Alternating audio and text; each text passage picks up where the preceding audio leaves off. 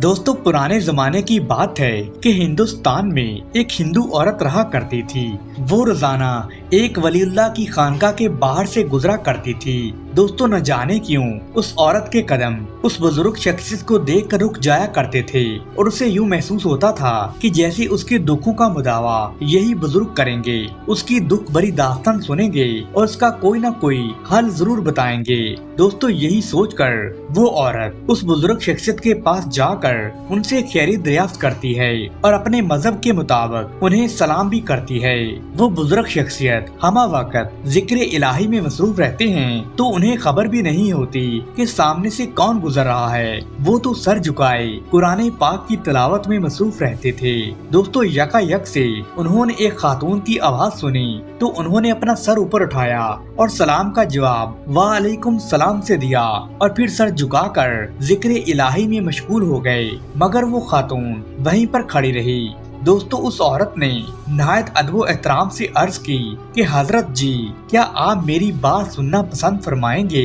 तो बाबा जी कहने लगे कि क्यों नहीं, तुम्हें जो भी कहना है फौरन कहो और दिल खोल कर कहो। मेरी मदद की जरूरत पड़ी तो मैं जरूर तुम्हारी मदद करूँगा। बताओ क्या बात है। दोस्तों, जब उस हिंदू औरत ने इस बाकरदार मर्दे कलंदर का हुस्न इखलाक देखा तो उसके जख्म जाग उठे और उसकी आंखों में आंसुओं का समंदर उमड़ आया और उसने धड़कते दिल और लरजती जबान से कहा कि बाबा जी, मेरा ताल्लुक हिंदू मजहब से है और मेरे शोहर दूध का कारोबार करते थे।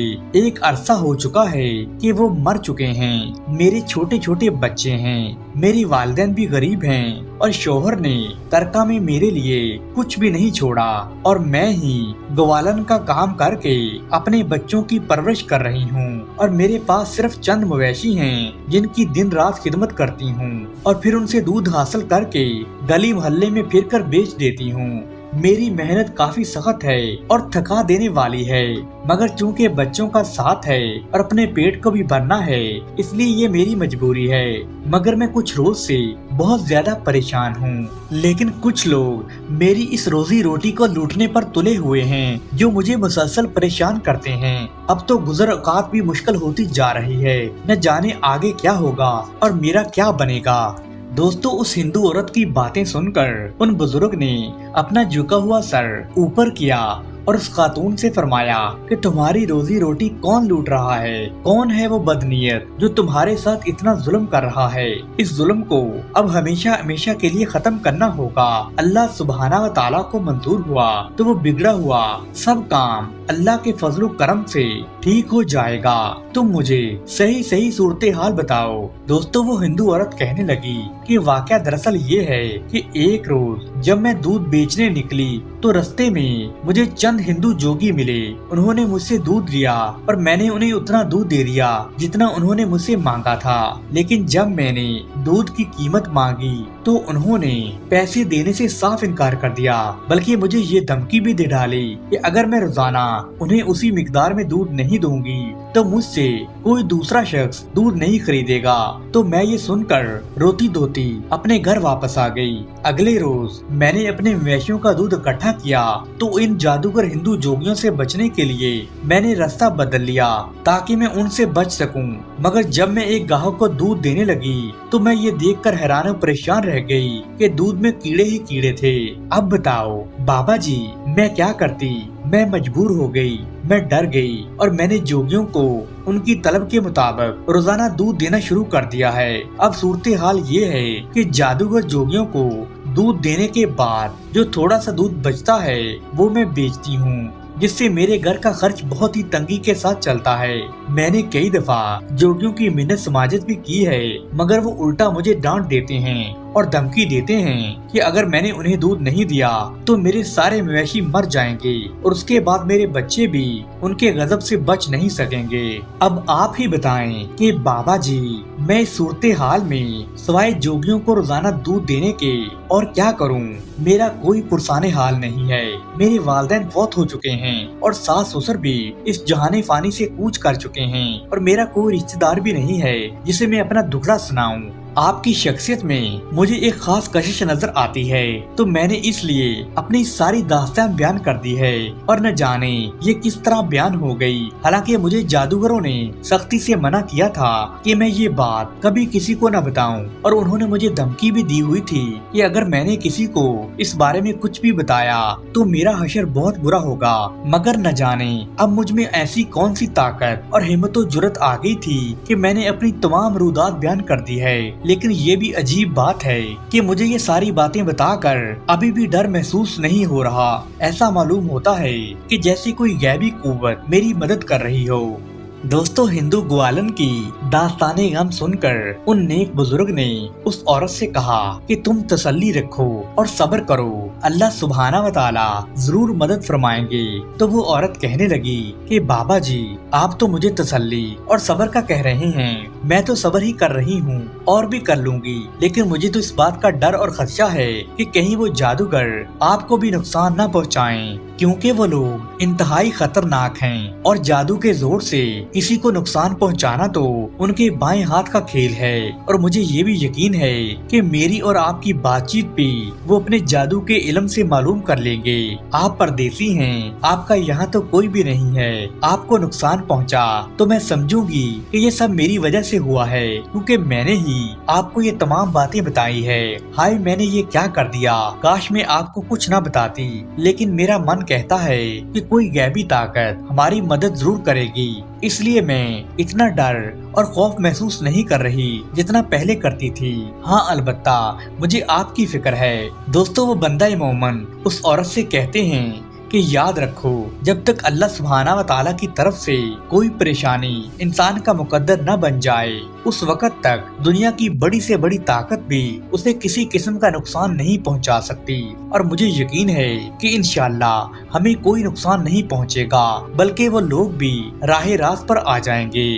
دوستو، ابھی یہ گفتگو ختم ہی ہوئی تھی کہ اس عورت نے چیخنا چلانا شروع کر دیا کہ بابا جی، میں نے آپ کو پہلے ہی کہا تھا کہ وہ لوگ جادو کے ذریعے ہماری بات چیت معلوم کر لیں گے، اور دیکھو وہی ہوا جس کا مجھے خدشہ تھا۔ وہ دیکھو، سامنے وہی جادوگر ادھر ہماری طرف ہی آ رہے ہیں، وہ ضرور ہمیں نقصان پہنچائیں گے۔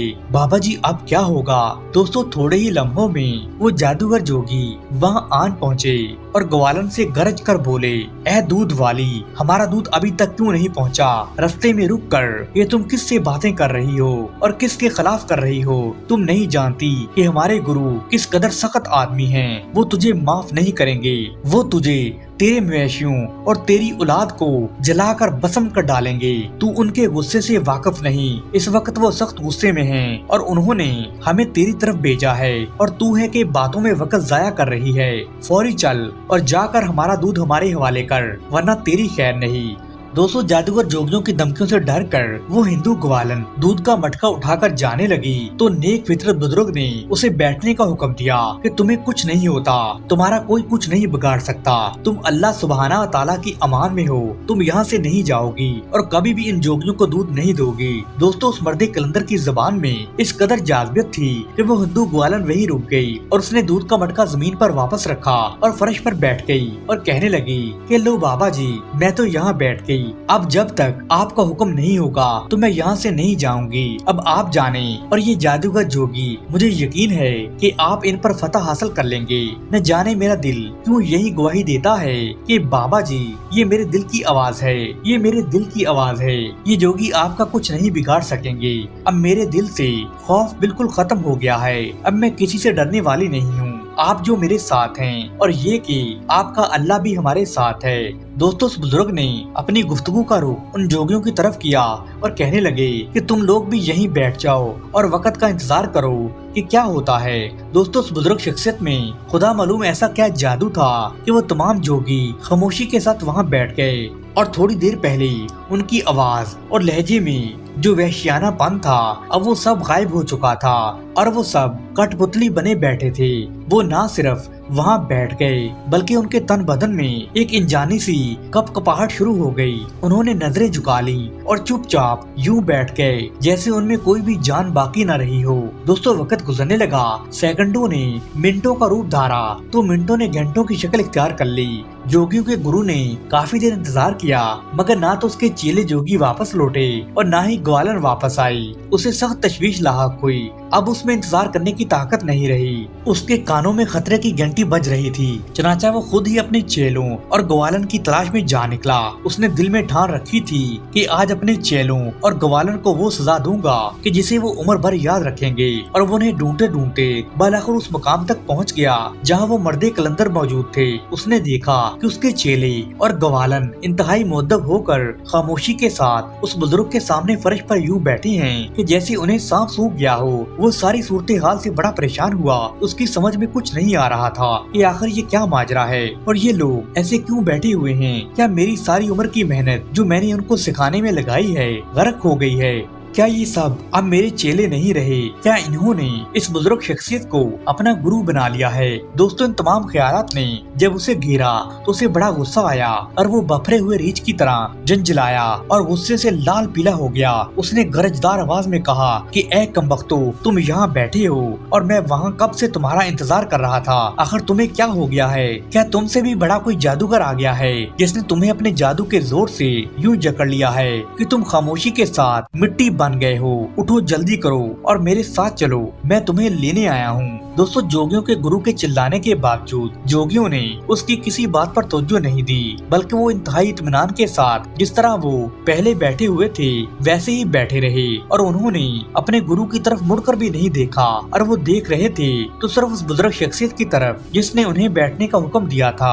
दोस्तों यकायक उस मर्दे कलंदर ने अपना सर उठाया और इंतहाई नरम लहजे में कहा कि गरजो मत और शोर मत मचाओ। ये लोग अब यहाँ बैठ गए हैं और मेरे कहने से बैठे हैं और अब ये यहीं बैठे रहेंगे और कहीं नहीं जाएंगे। तुमने जाना है तो चले जाओ और अपनी राह लो।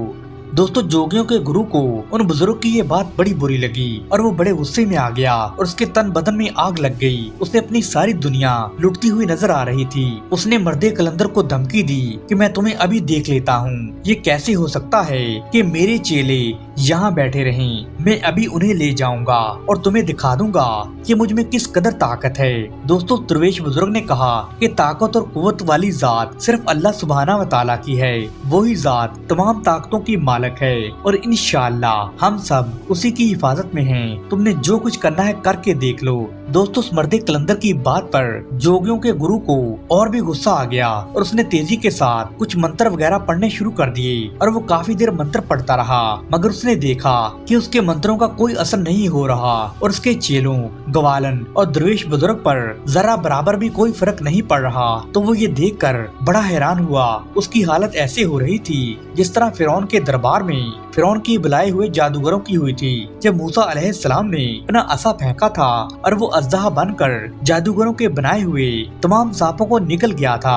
दोस्तों उस मर्दे कलंदर ने जोगियों के गुरु की जब ये हालत देखी तो उन्होंने उससे कहा कि अब मंत्रों तंत्रों को खत्म करो, तुम्हारा कोई अमल हम पर असर नहीं करेगा, तुम्हारा सब जादू बेकार है, इस पढ़ाई को खत्म करो। अल्लाह सुब्हाना व तआला ने तुम्हारे लिए रोशनी कर दी है और फिर तुम क्यों अंधेरों में भटकते हो।